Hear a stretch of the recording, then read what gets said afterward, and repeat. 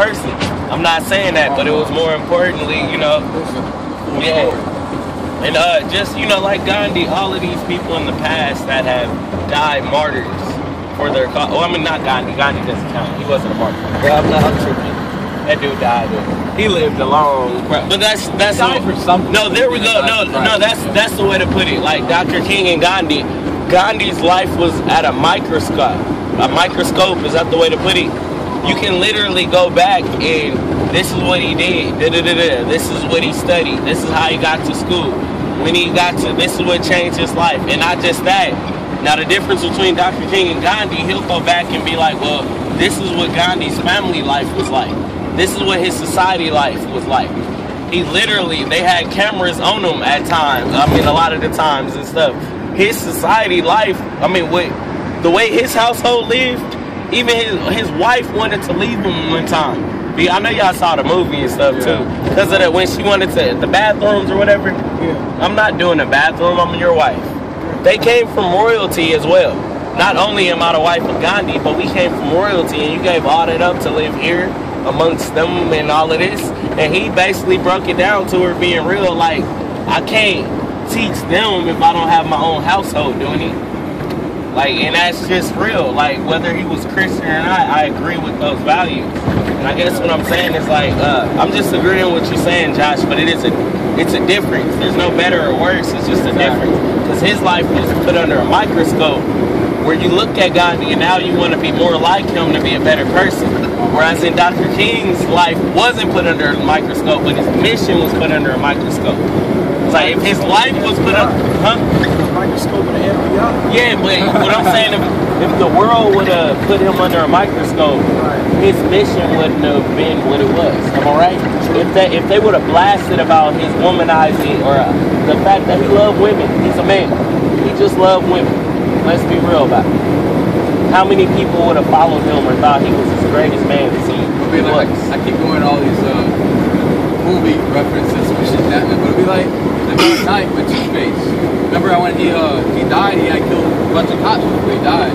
And last one they were saying like, oh, we have to cover this up, or everything that he did will be undone. Will be undone.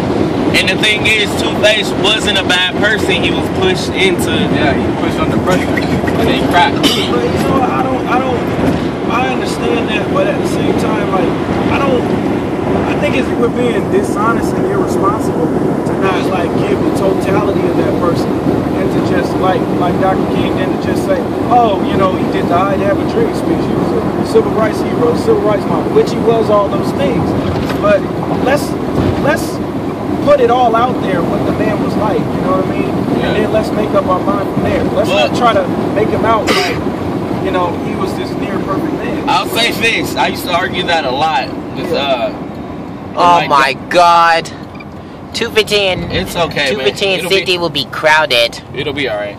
But I used to argue that a lot with Dr. Hill. I don't know if y'all know her. She is the. I love her to death. I like to see you argue with Dr. Hill. Was like, no, dude, she loved me to. Me and her, we didn't argue, we debated, and then we would always like, and she would, dude, I aced all of her classes with ease, and like they were like, how do you yell at her? Y'all be yelling at each other. You still ace everything, like. Because she knows I mean, number one, I love the Lord. And then number two, that's it. She wants you to be passionate. As long as you can give a reason to justify what it is and you're actually coming from logic versus coming from, like, you know, what somebody told you. Like, I posed that question to her, like, one time. What? She was talking about how, like, you know, the stereotype how black people love chicken and black people love, you know what I mean? Just the stereotype of how she's against those things. And I was kind of just, I told her that in the class when she said that. I remember. But I was just, I think you were there that day too. That was the first time. Well, one of the first times I like seen you. But like I was like, okay, the stereotype that black people love fried chicken. Why is it necessarily a bad thing? Like, okay, we like chicken. Mexicans like tacos. You know what I mean? Asians like rice. Like, why are we try so hard to like dispel those stereotypes? Like, who cares if people think we love chicken and watermelon? Like, why is that a big deal? Chicken and watermelon? Is that it? You know, Phil? and she answered the question. You know what I mean? But that was just kind of like what I was thinking on when she did that. Nah, I do feel you though. And I don't love chicken, by the way. I'm not. I mean, I'll eat it if it's in front of me. I know a lot of black people that don't even like chicken. Yeah. Like, but I just posed the question, like, okay, so what? We love chicken. Big deal. What is the big deal? But that's just it though. Because I mean, in reality of it, unless you went around to every black person in the world and asked them, do you love chicken? Then we don't love chicken. Like, you know what I mean? Yeah. Like, and I love chicken. But I can't say we love chicken. And there's a lot of other nationalities that love fried chicken just as much as black people. Exactly. Yeah. And I know some white people that's from the South that can throw down and can make it like better than a lot of black people. There's a lot. They love going to KFC more than black folks. Yeah, I like the Kentucky Grilled Chicken. It'll be delicious.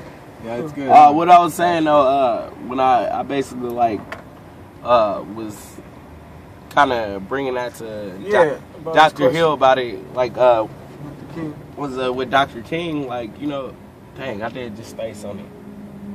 No, because I was saying, like, why not put his whole life? Oh, his whole life out there in the front. Well, it's just like, that's what me and Dr. Hill was talking about. It's just like with a ministry. When you got baby Christians, do you feed them Christians everything at once? Or you going to give them the fivefold ministry, the prophetic?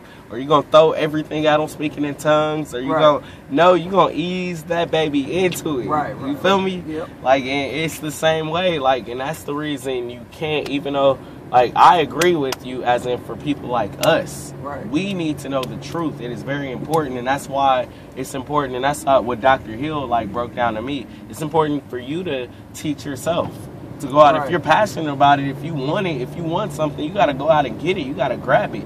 So if you want that knowledge, go get it. Right. But everybody shouldn't have that, just like Christ's knowledge, and everybody shouldn't have, it shouldn't be so easy. I mean, I like the fact that, yeah, we're supposed to simplify God's will and simplify, but let's be real. Most of the people in this earth is not going to heaven. And there's a reason for that. It's not supposed to be easy. You're like, it's not. It is simple. It's super simple, but it's not easy. That's where people get those two words confused. Like, yeah, it's as simple as accepting Christ and living, like, letting him guide your life and living that way.